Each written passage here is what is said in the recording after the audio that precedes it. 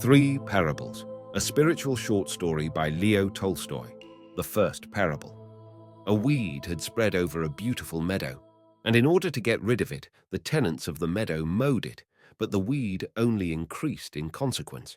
And now the kind, wise master came to visit the tenants of the meadow, and among the other good counsels which he gave them, he told them they ought not to mow the weed, since that only made it grow the more luxuriantly, but that they must pull it up by the roots.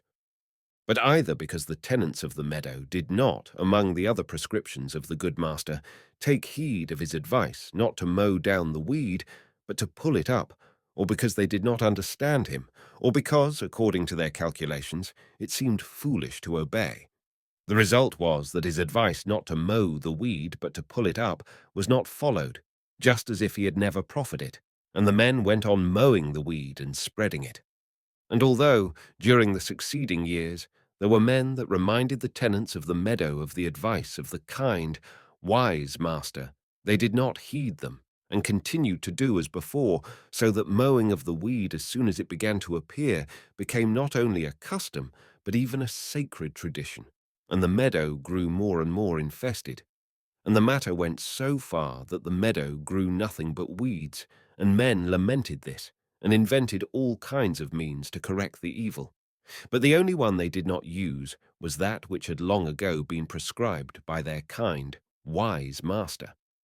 And now, as time went on, it occurred to one man who saw the wretched condition into which the meadow had fallen, and who found among the master's forgotten prescriptions the rule not to mow the weed, but to pull it up by the root. It occurred to the man, I say, to remind the tenants of the meadow that they were acting foolishly, and that their folly had long ago been pointed out by the kind, wise master. But what do you think, instead of putting credence in the correctness of this man's recollections, and in case they proved to be reliable, ceasing to mow the weed, and in case he were mistaken, proving to him the incorrectness of his recollections, or stigmatizing the good, wise master's recommendations as impracticable and not obligatory upon them? The tenants of the meadow did nothing of the sort, but they took exception to this man's recollections and began to abuse him. Some called him a conceited fool who imagined that he was the only one to understand the master's regulations. Others called him a malicious, false interpreter and slanderer. Still others, forgetting that he was not giving them his own opinions, but was only reminding them of the prescriptions of the wise master whom they all revered, called him a dangerous man because he wished to pull up the weed and deprive them of their meadow. "He says we ought not to mow the meadow," said they, purposely suppressing the fact that the man did not say that it was not necessary to destroy the weed, but said that they should pull it up by the roots instead of mowing it. "But if we do not destroy the weed, then it will spread and wholly ruin our meadow. And why was the meadow granted to us if we must train the weed in it?" And the general impression that this man was either a fool or a false interpreter, or had the purpose of injuring the people, became so deeply grounded that everyone cast reproaches and ridicule upon him.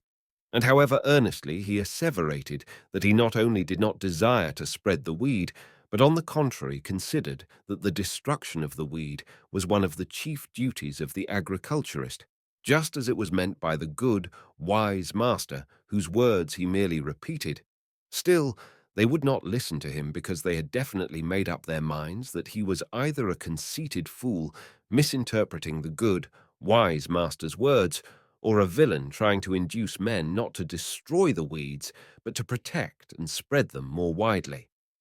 The same thing took place in my own case when I pointed out the injunction of the evangelical teaching about the non-resistance of evil by violence.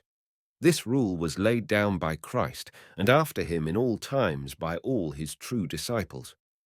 But either because they did not notice this rule, or because they did not understand it, or because its fulfillment seemed to them too difficult, as time went, the more completely this rule was forgotten, the farther the manner of men's lives departed from this rule.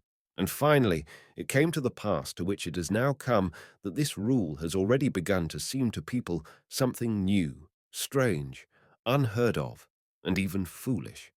And I, also, have the same experience as the man had who reminded men of the good, wise master's prescription to refrain from mowing the weed, but to pull it up by the roots.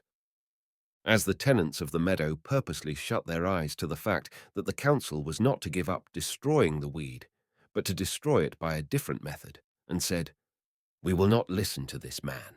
He is a fool. He forbids us to mow down the weeds and tells us to pull them up." So in reply to my reminder that according to Christ's teaching, in order to annihilate evil, we must not employ violence against it, but must destroy it from the root with love, men said, "We will not listen to him. He is a fool. He advises not to oppose evil to evil, so that evil may overwhelm us." I said that according to Christ's teaching, evil cannot be eradicated by evil, that all resistance of evil by violence only intensifies the evil, that according to Christ's teaching, evil is eradicated by good. Bless them that curse you, pray for them that abuse you, do good to them that hate you, love your enemies, and you will have no enemies. I said that, according to Christ's teaching, the whole life of man is a battle with evil, a resistance of evil by reason and love, but that out of all the methods of resisting evil, Christ accepted only the one unreasonable method of resisting evil with violence, which is equivalent to fighting evil with evil. And I was misunderstood as saying that Christ taught that we must not resist evil, and all those whose lives were based on violence, and to whom in consequence violence was dear, were glad to take such a misconstruction of my words, and at the same time of Christ's words. And it was avowed that the teaching of non-resistance of evil was incredible, stupid, godless, and dangerous. And men calmly continue under the guise of destroying evil to make it more widely spread. The second parable.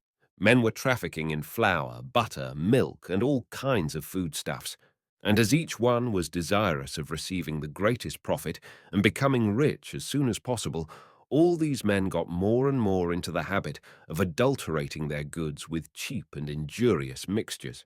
With the flour they mixed bran and lime, they put oleomargarine into their butter, they put water and chalk into their milk. And until these goods reached the consumers, all went well. The wholesale traders sold them to the retailers, and the retailers distributed them in small quantities. There were many stores and shops, and the wares, it seemed, went off very rapidly, and the tradesmen were satisfied. But the city consumers, those that did not raise their own produce and were therefore obliged to buy it, found it very harmful and disagreeable. The flour was bad, the butter and milk were bad. But as there were no other wares except those adulterated to be had in the city markets, the city consumers continued to buy them, and they complained because the food tasted bad and was unwholesome. They blamed themselves and ascribed it to the wretched way in which the food was prepared. Meantime, the tradespeople continued more and more flagrantly to adulterate their foodstuffs with cheap foreign ingredients. Thus passed a sufficiently long time. The city people were all suffering, and no one had the resolution to express his dissatisfaction. And it happened that a housekeeper who had always given her family food and drink of her own make came to the city. This woman had spent her whole life in the preparation of food, and though she was not a famous cook, still she knew very well how to bake bread and to cook good dinners. This woman bought various articles in the city and began to bake and cook. Her loaves did not rise, but fell. Her cakes, owing to the oleomargarine butter, seemed tasteless. She set her milk, but there was no cream. The housekeeper instantly came to the conclusion that her purchases were poor. She examined them, and her surmises were confirmed. She found lime in the flour, oleomargarine in the butter, chalk in the milk. Finding that all the materials she had bought were adulterated, the housekeeper went to the bazaars and began in a loud voice to accuse the tradesmen and to demand that they should either stock their shops with good, nutritious, unadulterated articles, or else cease to trade and shut up shop. But the tradesmen paid no attention to the housekeeper, but told her that their goods were first class, that the whole city had been buying of them for so many years, and that they even had medals, and they showed her their medals on their signs. But the housekeeper did not give in. "I don't need any medals," said she, "but wholesome food, so that I and my children may not have stomach troubles from it." "Apparently, my good woman, you have never seen genuine flour and butter," said the tradesman, showing her the white, pure-looking flour in varnished bins, the wretched imitation of butter lying in neat dishes, and the white fluid in glittering, transparent jars. "Of course I know them," replied the housekeeper, "because all my life long I have had to do with them, and I have cooked with them and have eaten them, I and my children. Your goods are adulterated. Here is the proof of it," said she, displaying the spoiled bread, the oleomargarine in the cakes, and the sediment in the milk. "You ought to throw all this stuff of yours into the river or burn it, and get unadulterated goods instead." And the woman, standing in front of the shops, kept incessantly crying her one message to the purchasers who came by, and the purchasers began to be troubled. Then, perceiving that this audacious housekeeper was likely to injure their wares, the tradesman said to the purchasers, "Look here, gentlemen, what a lunatic this woman is. She wants people to perish of starvation. She insists on our burning up and destroying all our provisions. What would you have to eat if we should heed her and refuse to sell you our goods? Do not listen to her. She is a coarse countrywoman, and she is no judge of provisions, and it is nothing but envy which makes her attack us. She is poor, and wants everyone else to be as poor as she is." Thus spoke the tradesman to the gathering throng, purposely blinking the fact that the woman wanted, not that all provisions should be destroyed, but that good ones should be substituted for bad. And thereupon the throng fell upon the woman and began to beat her. And though she assured them all that she had no wish to destroy the foodstuffs, that on the contrary, she had all her life been occupied in feeding others and herself, but that she only wanted that those men that took upon themselves the feeding of the people should not poison them with deleterious adulterations pretending to be edible.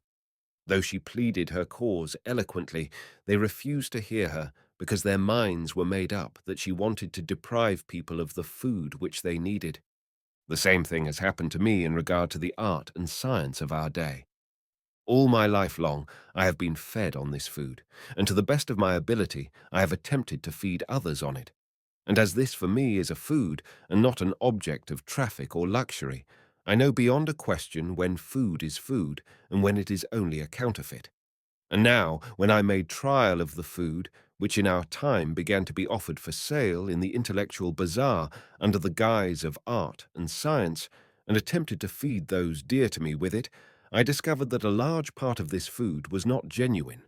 And when I declared that the art and the science on sale in the intellectual bazaar are margarined, or at least contain great mixtures of what is foreign to true art and true science, and that I know this because the produce I have bought in the intellectual bazaar has been proved to be not merely disadvantageous to me and those near and dear to me, but positively deleterious, then I was hooted at and abused, and it was insinuated that I did this because I was untrained and could not properly treat of such lofty objects. When I began to show that the dealers themselves in these intellectual wares were all the time charging one another of cheating, when I called to mind that in all times under the name of art and science much that was bad and harmful was offered to men, and that consequently in our time also the same danger was threatening, that this was no joke, that the poison for the soul was many times more dangerous than a poison for the body, and that therefore these spiritual products ought to be examined with the greatest attention when they are offered to us, in the form of food, and everything counterfeit and deleterious ought to be rejected. When I began to say this, no one, not a single man in a single article or book made reply to these arguments, but from all the shops there was a chorus of cries against me as against the woman. "He is a fool. He wants to destroy art and science which we live by.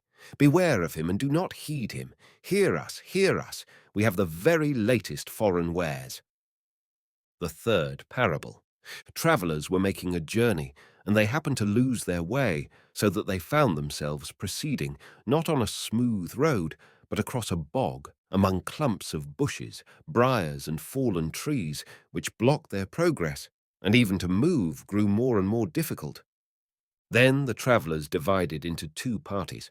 One decided not to stop, but to keep going in the direction that they had been going, assuring themselves and the others that they had not wandered from the right road and were sure to reach their journey's end.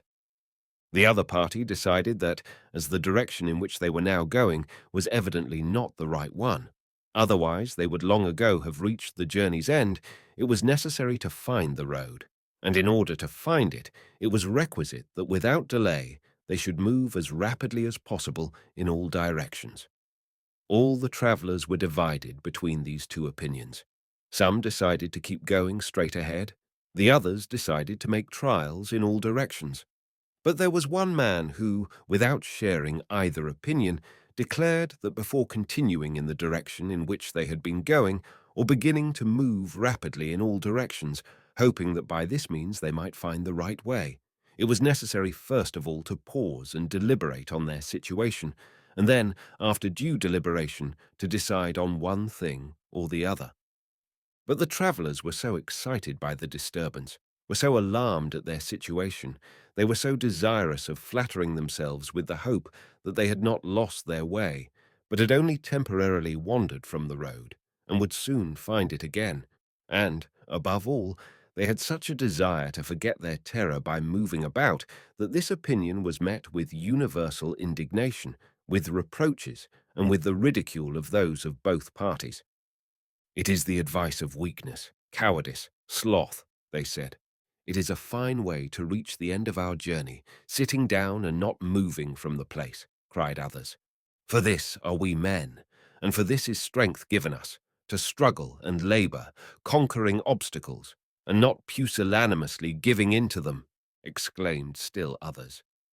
And in spite of what was said by the man that differed from the rest, how if we proceeded in a wrong direction without changing it, we should never attain our goal, but go farther from it, and how we should never attain it either if we kept flying from one direction to another, and how the only means of attaining our goal was by taking observation from the sun or the stars, and thus finding what direction we must take to reach it, and having chosen it to stick to it, and how to do this, it was necessary first of all to halt, and to halt not for the purpose of stopping, but to find the right way, and then unfalteringly to go in it, and how for either case it was necessary to stop and consider.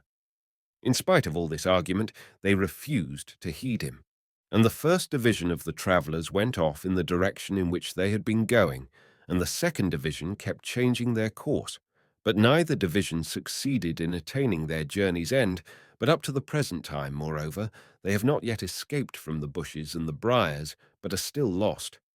Exactly the same thing happened to me when I attempted to express my doubts as to whether the road which we have taken through the dark forest of the labour question and through the all-swallowing bog of the endless armament of the nations is exactly the right route by which we ought to go, that it is very possible that we have lost our way, and that therefore it might be well for us for a time to stop moving in that direction which is evidently wrong, and first of all to consider, by means of the universal and eternal laws of truth revealed to us, what the direction is by which we intend to go. No one replied to this. Not a person said, "We are not mistaken in our direction, and we are not gone astray. We are sure of this for this reason and for that." Not a person said, "Possibly we are mistaken, but we have an infallible means of correcting our error without ceasing to move." No one said either the one thing or the other, but all were indignant, took offence, and hastened to quench my solitary voice with a simultaneous outburst. "We are so indolent and backward, and this is the advice of indolence, sluggishness, inefficiency." Some even went so far as to add, "It's all nonsense. Don't listen to him. Follow us." And they shouted like those that reckon that salvation is to be found in unchangedly travelling a once selected road, whatever it may have been, like those also that expect to find salvation in flying about in all directions. Why wait? Why consider? Push forward. Everything will come out of itself. Men have lost their way and are suffering in consequence. It would seem that the first main application of energy which should be put forth ought to be directed, not to the confirmation of the movement that has seduced us into the false position where we are, but to the cessation of it. It would seem clear that as soon as we stopped, we might, in a measure, comprehend our situation and discover the direction in which we ought to go in order to attain true happiness, not for one man, not for one class of men, but that general good of humanity toward which all men are striving and every human heart by itself. But how is it? Men invent everything possible, but do not hit upon the one thing that might prove their salvation, or if it did not do that, might at least ameliorate their condition. I mean, that they should pause for a moment and not go on increasing their misfortunes by their fallacious activity. Men are conscious of the wretchedness of their condition, and are doing all they can to avoid it. But the one thing that would assuredly ameliorate it they are unwilling to do, and the advice given them to do it, more than anything else, rouses their indignation. If there were any possibility of doubting the fact that we have gone astray, then this treatment of the advice to think it over proves more distinctly than anything else how hopelessly astray we have gone, and how great is our despair.